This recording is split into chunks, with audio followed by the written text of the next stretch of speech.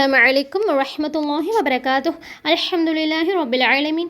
الحمد لله حمدا كثيرا طيبا مباركا فيه.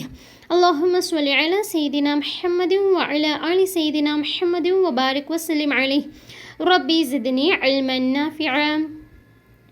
الحمد لله. இந்த வாரம் 10 நிமிஷத்துக்குள்ள 10 விஷயங்கள். இதில் முதலாவது இஸ்லாமிய வரலாறு. இதில் யாரை பற்றி பார்க்க போகிறோம் அப்படின்னா துல்கர்னைன். அதாவது புனித குர்ஆனில் கஹஃப் சூராவில் துல்கர்னைன் அப்படிங்கிற புனை பெயர், அதாவது நிக்நேம் கொண்ட மன்னர் ஒருவரை பற்றி விவரிக்கப்பட்டிருக்கு. இவங்களுடைய முயற்சினால தான் பனி இஸ்ராயல்களுக்கு பாபுலின் அடிமைத்தனத்திலிருந்து விடுதலை கிடைச்சிது. அது மட்டும் இல்லாமல் ஜெருசலமில் இருக்கிற பைத்துல் முகத்திஸ் போன்ற புனித ஸ்தலம் பல வகையான சேதாரங்களுக்கு அப்புறம் இவங்களுடைய கையால் தான் மறுபடியும் புதுப்பொலிவு பெறக்கூடியதாக இருந்துச்சு. இவர் கிழக்கிலிருந்து மேற்கு வரைக்கும் பயணம் செஞ்சுருக்கிறாரு. பல வகையான வெற்றிகளையும் குவிச்சிருக்கிறாரு. ஒரு தடவை இந்த மாதிரி தான் பயணம் செய்யும்போது ஒரு கூட்டத்தாரை சந்திக்கிறாரு. இந்த கூட்டம் துல்கர்னைன் கிட்ட என்ன சொல்கிறாங்க அப்படின்னா, யாஜூஜ் மாஜூஜ் ரொம்பவே எங்களுக்கு தொல்லை தராங்க, குழப்பம் விளைவிக்கிறாங்க அப்படின்னு சொல்லி எங்களுக்கு அவங்க கிட்ட ஒரு பாதுகாப்பு வேணும், அதனால எங்களுக்கு ஒரு சுவரை கட்டித்தாங்க அப்படின்னு சொல்லி சொல்கிறாங்க. அதற்கான செலவை நாங்களே கொடுத்துட்றோம் அப்படின்னு சொல்லி ஒரு கோரிக்கையை வைக்கிறாங்க. இதற்கு துல்கர்னைன் என்ன சொல்கிறாரு அப்படின்னா, அல்லாஹ் எனக்கு நிறைய செல்வத்தை வழங்கியிருக்கான், உங்களுடைய சுவருக்கான செலவை வாங்க மறுத்துட்டு அவர் தன்னுடைய சொந்த செலவிலேயே உறுதியான ஒரு சுவரை கட்டித்தராரு. இந்த சுவருக்கு என்ன சொல்கிறாங்க, சிக்கந்தரின் சுவர் அப்படின்னு சொல்லி பெயர் சொல்கிறாங்க. சுப்ஹானல்லாஹ்.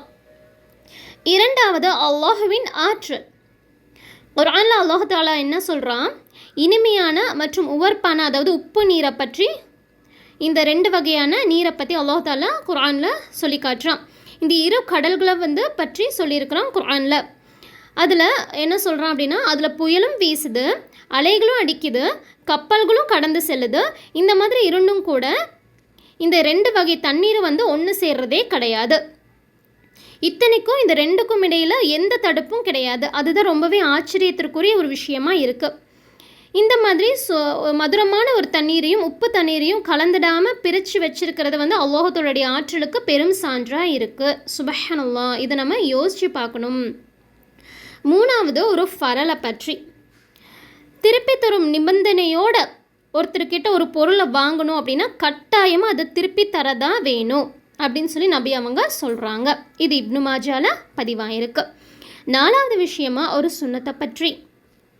நபி ஸல்லல்லாஹு அலைஹி வஸல்லம் அவங்க பகல் நேரத்தில் பயணத்திலேருந்து திரும்பி வந்தாங்க அப்படின்னா பள்ளிவாசலுக்கு போய் 2 ரக்காத் தொழுகுவாங்களாம். இது கஅப் ரலியல்லாஹு அன்ஹு சொல்கிறாங்க. இது புகாரியில் பதிவாயிருக்கு. ஐந்தாவது விஷயமா ஒரு முக்கிய அமலின் சிறப்பு. அதாவது யார் ஒருத்தர் ரலீத்து பில்லாஹி ரப்பம் வபில் இஸ்லாமி தீனம் வபி முஹம்மதின் ஸல்லல்லாஹு அலைஹி வஸல்லம் நபியர் ரசூலா அப்படின்னு சொல்லி சொல்கிறாங்களோ அவங்களுக்கு ஸ்வர்க்கம் வாஜிபாயிருது. சுப்ஹானல்லாஹ். ஆறாவது விஷயம் ஒரு பாவத்தை பற்றி.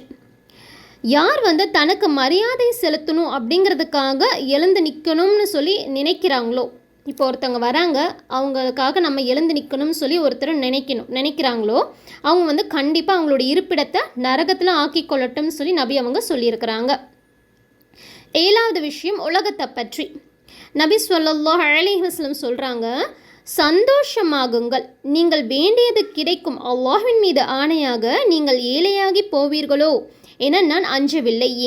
எங்கே உங்களுக்கு முன்னிருந்தோர் மீது உலக செல்வம் திறந்து விடப்பட்டதை போன்று உங்களுக்கும் திறந்து விடப்பட்டு அதனால் அவர்கள் கொண்ட செல்வ போதை உங்களுக்கு ஏற்பட்டு அதன் மூலம் அவர்களை போன்று நீங்களும் அழிக்கப்பட்டு போவீர்களோ என நான் அஞ்சுகிறேன்னு சொல்லி சொல்கிறாங்க. ஸோ நபி அவங்க இந்த விஷயத்தை தான் நம்மக்கிட்ட பயப்படுறாங்க.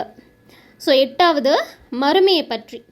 ஒரு ஆன்ல அல்லாஹ் தஆலா சொல்கிறான், சொர்க்கவாசிகள் பசுமையான ரத்தன கம்பளங்கள் மீதும் அழகுமிக்க விரிப்புகள் மீதும் சாய்ஞ்சவங்களாக இருப்பாங்களாம்.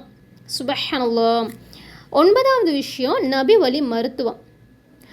பூண்டில் அநேக பயன்கள் இருக்குது. சுப்ஹானல்லாஹ். அது மட்டும் இல்லாமல் இதை சாப்பிட்றதுனால நம்மளுக்கு நெஞ்சு வலி சரியாகுது, ஜீரண சக்தியை அதிகப்படுத்துது. நம்மளுடைய அந்த தாகம், எப்போவுமே ஒரு சிலருக்கு தண்ணி எவ்வளவு குடித்தாலும் தாகம் இருந்துக்கிட்டே இருக்கும். ஸோ அந்த தாகத்தை வந்து குறைக்கக்கூடியதாகவும் இருக்குன்னு சொல்கிறாங்க. சுபஹான். அந்த மாதிரி பூண்டுக்கு அதிகமான நன்மைகள் இருக்குது. 10வது விஷயமாக குர்ஆனுடைய அறிவுரை. நீங்கள் விரும்புகிற ஒரு பொருள்லேருந்து செலவு செய்யாத வரைக்கும் நன்மையை நீங்கள் வந்து கண்டிப்பாக பெற்றுக்கொள்ளவே முடியாதுன்னு சொல்லி அல்லாஹ் தஆலா சொல்கிறான். எந்த பொருளை நீங்கள் செலவு செஞ்சாலும் நிச்சயமாக அல்லாஹ் தஆலா அது கண்டிப்பாக நன்கு அறிந்தவனாக இருக்கிறான்.